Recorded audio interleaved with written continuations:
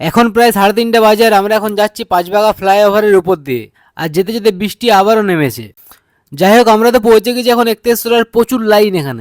অনেকক্ষণ লাইনে দাঁড়াবার পর আমরা এখন মেন গেট ক্রস করে ভেতরে এলাম।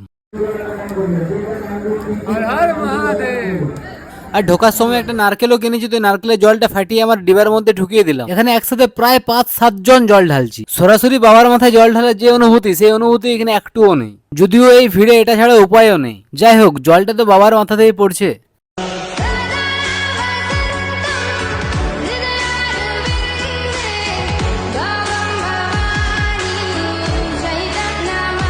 আর মন্দিরের ভিতরে অনেক রকম মূর্তি আছে, তো ওখানেও একটু পুজো দিয়ে একটু জল ঢেলে দিলাম। আর এখানে সরাসরি জল ঢালতে পেরে এত ভালো লাগছে ভাই। যাই হোক, আমাদের 3 জনের জল ঢালা কমপ্লিট। এরপর আমরা এখান থেকে বাড়ি যাওয়ার প্রচুর খিদা পেয়েছে ভাই। রাস্তায় কিছু খেতেই হবে আমাদেরকে।